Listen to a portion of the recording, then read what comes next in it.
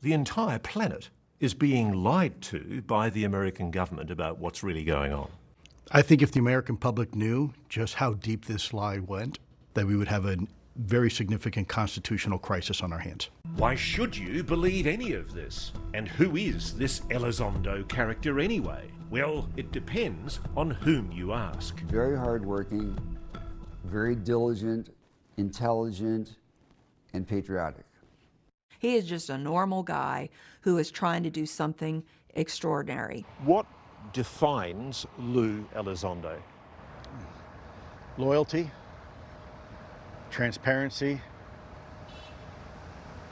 honesty. Officially, the Pentagon disputes what Elizondo says he's done and seen. But everyone agrees he's an army veteran who has served in hotspots around the world, then oversaw counter-espionage and counter-terrorism investigations for the Department of Defense. In short, he's an American badass. You've been in combat situations, haven't you? You've been in life-threatening situations. I've been in some very unfortunate situations, yeah. I've got a lot of regrets, and I want to make sure that whatever I've done in my life, serving the people in that building, I don't want to forget, even the bad things. To make sense of the man and his claims, you need to go back to when it all started. That was 2009, when Elizondo was working as an intelligence operations specialist for the Department of Defense. He'd risen to the coveted GS-15 pay scale, the highest level federal employees can attain.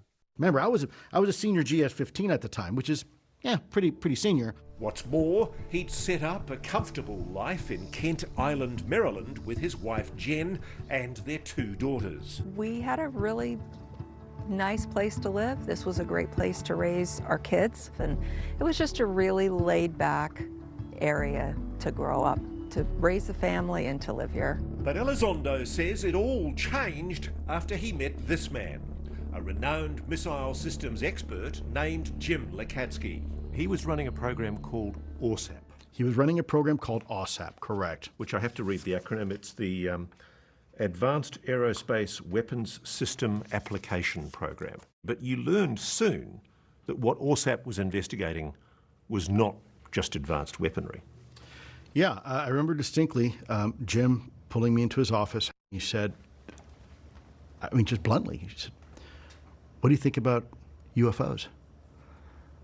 And so I responded truthfully. I said, "I don't."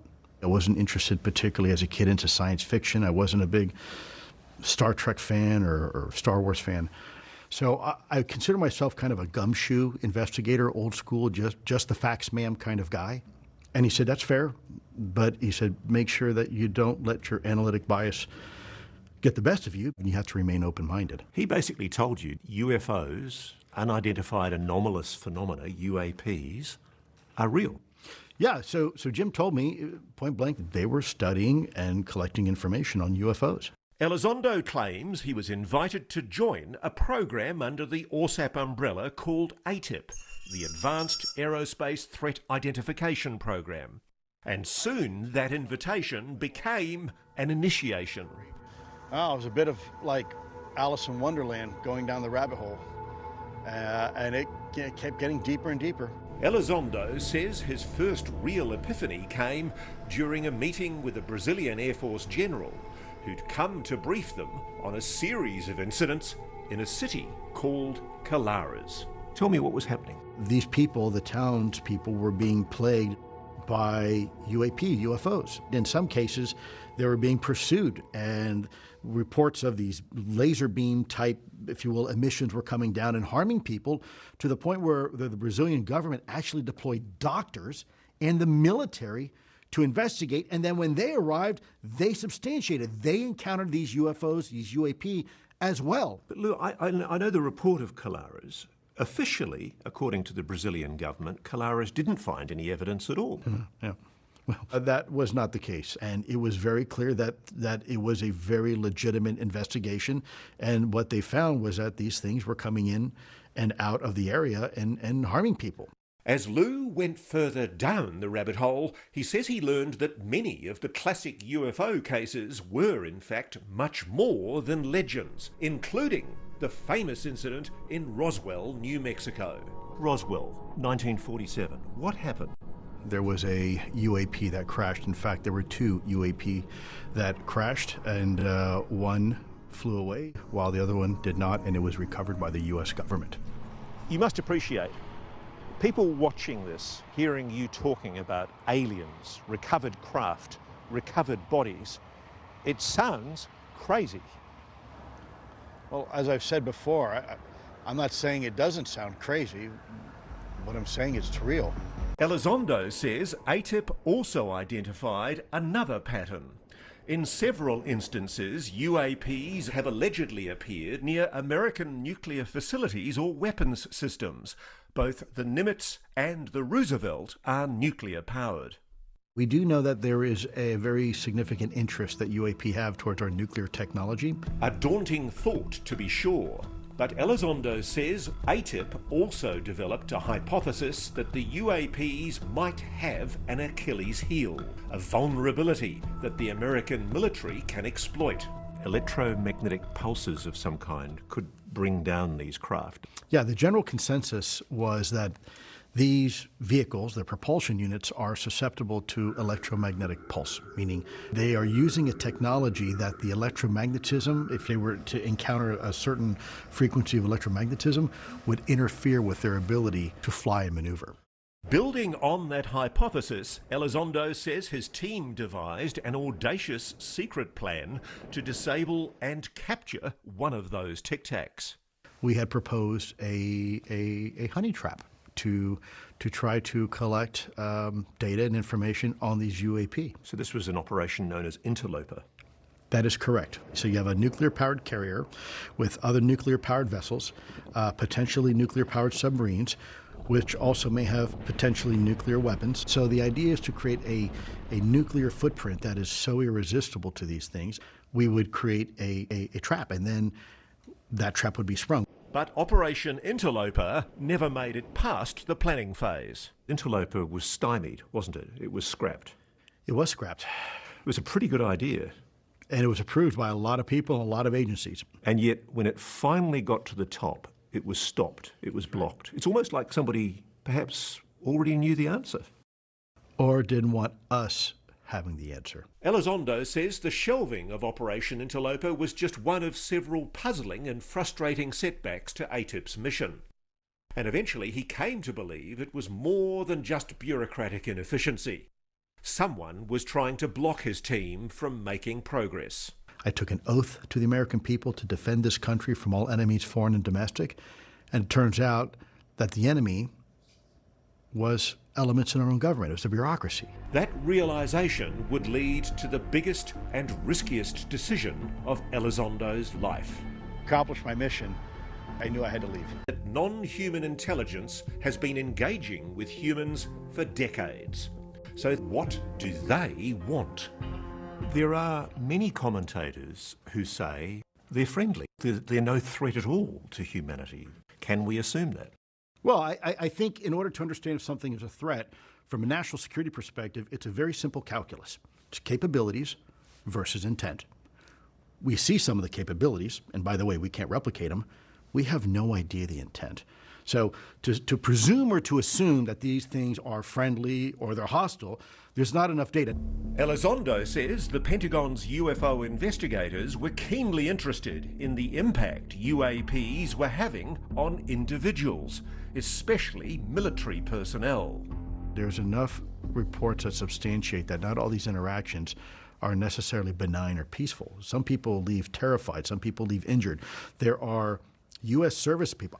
There is people that are on full 100% disability right now from the U.S. government because of an interaction with UAP. And it's in writing, by the way, from the U.S. government because of their involvement in an incident. Indeed, the Veterans Administration has granted full medical disability benefits to this man, Airman John Burroughs, for injuries to his heart and eyes he claims he suffered during the famous 1980 UAP incident in Rendlesham Forest, England. And Elizondo says that's just the tip of the iceberg. Did you, in any of your UAP investigations, come across evidence of alleged abductions of humans by non-human beings? We came across information that suggested that people were having things put inside their body that they did not give approval to. So people have been taken away from their homes in the middle of the night and had things planted in them. Something that was put inside their body, something invasive, right? Something that was not put there by their permission to do something. You've seen one of those implants, haven't you? I have been privy to some very interesting things. This photo, he says, shows one of those interesting things. It's allegedly a biological sample removed from a US service member and submitted for analysis. This is possibly an alien implant. Well, if you look, there's actually a piece of the chip sticking out and what appears to be these fibers that were moving on their own. And then it looks like this chip or whatever this is, this foreign object, is encapsulated by some sort of biological material. Could that not be something biological, microbiological, or parasitic? Well, it certainly, the outside looks like it's some sort of masking device. In essence, you have a foreign object, which it's a metallic object in there, and it seems to be encapsulated by some sort of biological material. But how do you know it's not just a bit of metal that somebody's knocked into on a building site? Well, in this particular case, this was moving on its own. It was actually had its own metabolic activity, and it terrified one of the doctors who was looking at this under a microscope. Said they didn't want to see this again. But are UAPs abducting people at random, or are they drawn to certain individuals? Elizondo says research has revealed an intriguing pattern among UAP experiences in a fascinating part of the brain. This is a part of the brain known as the quadrate putamen, and it is a very specific part of the brain. It's responsible for all sorts of stuff, and some have even speculated precognition But certainly intuition. Intuition for sure. Elizondo says the chordate putamen is larger in people with alleged psychic powers, what the government has called remote viewing. The vernacular used to call it psychic espionage. There was a program in the U.S. government, it's called Stargate. They were taking young soldiers and civilians, and they were training them to conduct espionage behind enemy lines. And the term was called remote viewing. A lot of people that were in the remote viewing program had MRIs done of their brains, and a vast majority have that specific morphology.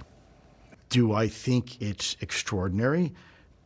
No, it may be a vestigial capability that humans had for a long time. But does it work? Oh, it absolutely works. It absolutely works. You see, remote viewing has been discredited. The CIA determined that it doesn't work. Okay, sure. You're saying it does work? It absolutely works. Lou says he knows it works because he was trained in remote viewing himself. I don't like to really publicly talk about it. My involvement was only tangential.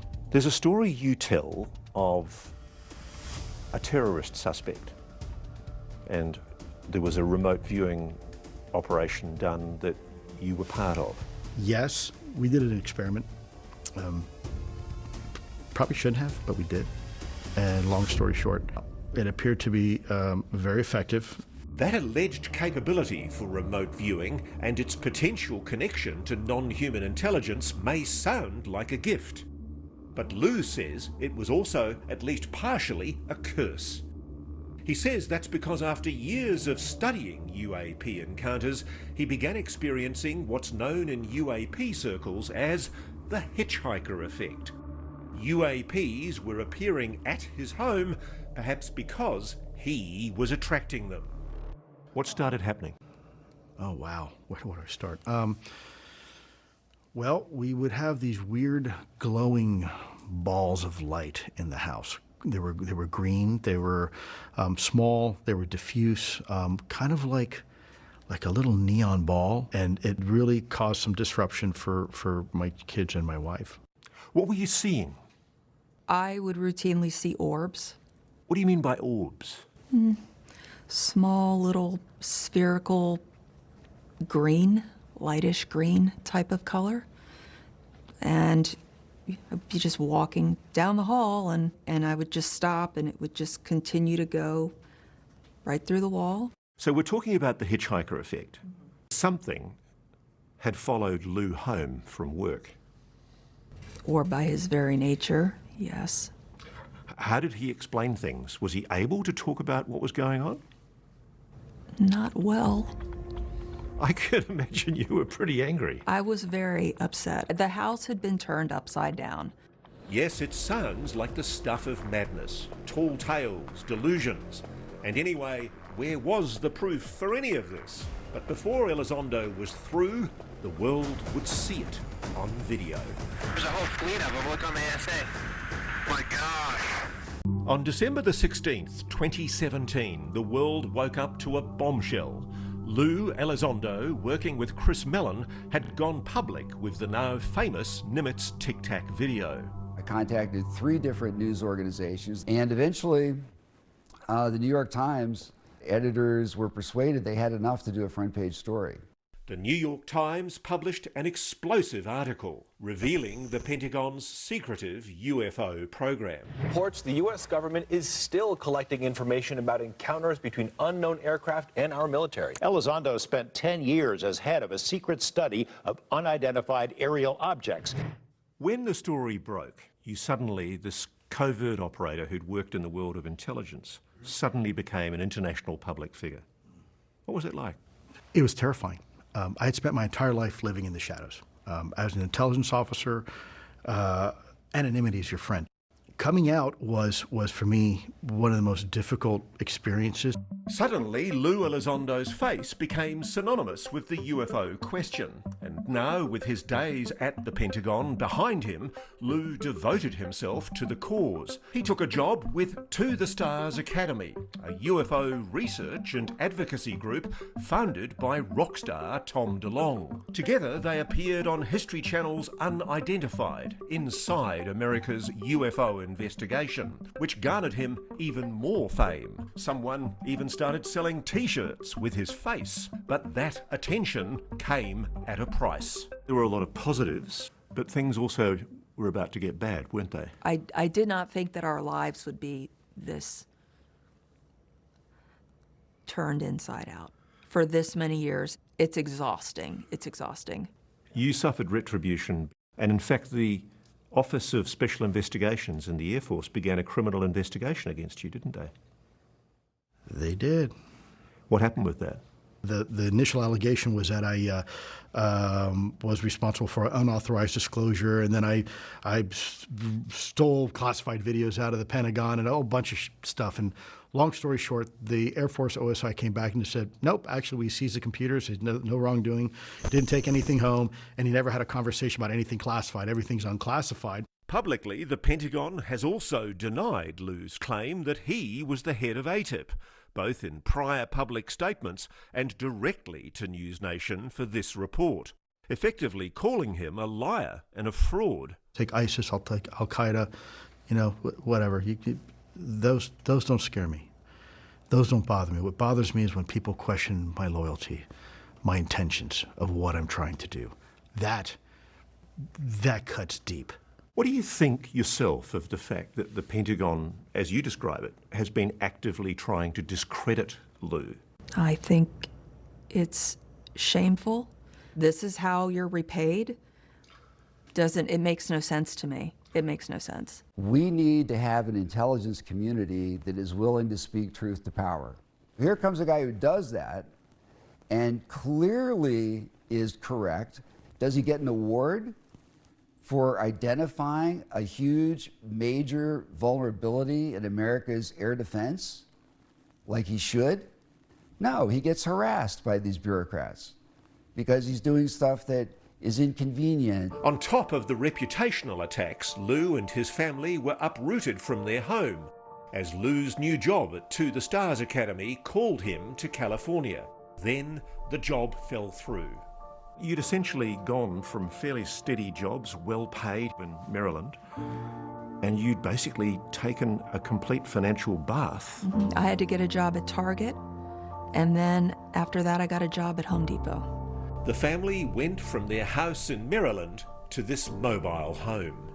Does it frustrate you sometimes that people perhaps don't understand the sacrifice that you and Lou and your family have had to endure? Yeah, especially because everyone thinks we have all this money. Oh, they're just grifting. Come live for a day in my life. I guarantee you will run back to yours. Why is this worth it, Lou? I mean, you were a GS-15 in the senior executive service of the Defence Department. You ended up having to dig your own pit toilet. You couldn't continue to pay your rent. Why is it worth it? I have 2 daughters and I have a wife, and we have been through hell. But there's a lot of people who had a lot worse than me. I feel terrible because the stress I have put my family through and what they've had to endure. Some relief finally came in April 2021, when Senator Harry Reid wrote a letter confirming Lou's role in ATIP. It's in black and white. Personal vindication aside, Elizondo says he's most proud of the momentous shift that's taken place in the national conversation on the UAP question, both among the general public and on Capitol Hill. In 2022, lawmakers passed legislation that called on the DoD to create a UAP office which would report to Congress. That office is now known as the All-Domain Anomaly Resolution Office, or ARROW. You have come a long way since 2017. What's been achieved? I'm most proud of the fact it's being openly discussed in the halls of the Pentagon. That means that the stigma, the taboo, is finally evaporating, and we can begin to see the topic more clearly. Unidentified objects in any domain pose potential risks to safety and security, particularly from military personnel and capabilities. With the testimony of the first ARROW director, Sean Kirkpatrick, in 2023, it seemed like the UAP renaissance had officially commenced. But would it really be an age of enlightenment? What he was saying is not consistent with the truth. And when someone like that blatantly tells you something that is not true. If it's true that the Pentagon's so-called legacy program has been secretly retrieving and studying non-human craft and even bodies, well, where are they? Area 51, Wright-Patterson Air Force Base in Ohio, or somewhere else? No one has come forward with those specifics. Not even famed military intelligence officer turned UFO whistleblower David Grush, who went public on News Nation last year. Those details were not approved for me to talk about. But now, Lou Elizondo is going there. There comes a point in your book where you name names. You name Lockheed Martin, TRW, Northrop Grumman, Boeing, Raytheon, BAE Systems, and the Aerospace Corporation as being some of the private corporations that are involved in working on retrieved alien technology. True? It is true that it is in my book. Yep.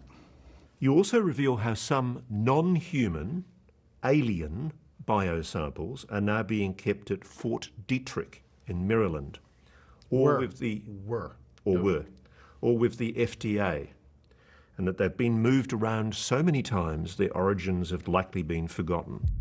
Elizondo claims that some of the answers, and perhaps the biological samples, can be found here at the Department of Health and Human Services, which oversees the FDA and the NIH. Certainly we know that a lot of these samples were farmed out to experts like the National Institute of Health, NIH, and the U.S. Food and Drug Administration, which absolutely fall under the authorities of this building.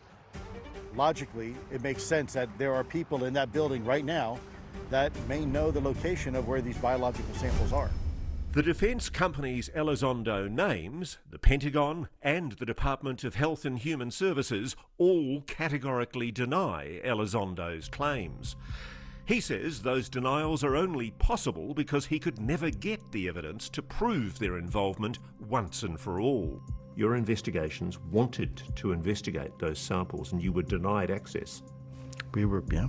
You became increasingly aware, didn't you, that there were people in the Pentagon, in the intelligence community, in private aerospace who didn't want you investigating UAPs. Absolutely. We began to run into some fierce resistance. And the more we continued to investigate, the increased level of that resistance became. There were elements, the only way I can describe them as religious fundamentalists. It's a group that is euphemistically dubbed as the Collins elite, isn't it? It is. The Collins elite has long been rumoured to be a cabal of religious fanatics within the Pentagon. Many consider them a myth. Elizondo thinks otherwise. That group is alive and well. It exists. I encountered elements of that group firsthand. And they're gatekeepers inside the Pentagon who don't want the UAP story investigated. That is correct, Ross. There are religious fundamentalists inside the Pentagon and inside the U.S. government, and specifically the intelligence community, that have a very, how shall I say, strict interpretation of their philosophical belief system. Elizondo recounts one specific encounter with a high-ranking member of this so-called Collins elite. He stopped me in the halls at the Pentagon and he said, "Have you read your Bible lately?" And I was kind of surprised by the question. Like, I mean, I know what the Bible says. What, may I ask specifically, what do you mean? He says, "And you know what we're dealing with are demons. These are demonic beings, and we shouldn't be looking at them." But aside from potential religious motivations for the secrecy, Elizondo suggests there could also be geopolitical considerations at play. Do the Russians and the Chinese have recovered craft? I can't speak on behalf of what the Russians or Chinese or any adversaries may have or may not have. Well, could that be driving our concern that we don't want to show our hand? There's always a concern when a foreign adversary is looking at something. There is this cat and mouse. We don't want the adversaries to know what we have, and we also don't want the adversaries to know what we don't know, right? So there's always a reason not to broadcast what you know and don't know to your enemy. Whatever the motivations for the alleged cover-up, Elizondo says it went way beyond mere bureaucratic foot-dragging. People were threatened, weren't they? Oh, absolutely. Some of our folks were told, if you're not careful, we're going to do exactly to you what we did with the Rosenbergs. You're done. So people are being threatened with death if they talk about this? Sure, because, and by the way, people say, oh, the government would never do that. Try getting on Area 51. There's signs on the fence that say lethal force is authorized. You absolutely can use lethal force to protect national security investments and equities. That, we do it. Elizondo describes the mounting obstructions, the denied requests, the scrapped plans, the threats, and above all, the steadfast refusal to disclose any of this, either to the public, the Congress, or even the President. By early 2017, it had all become too much. So there came a time during your work with ATIP where you just decided, I'm getting nowhere, I'm getting blocked, I'm getting stymied. What did you decide to do? I went public. I resigned. How hard was it for you to write this letter?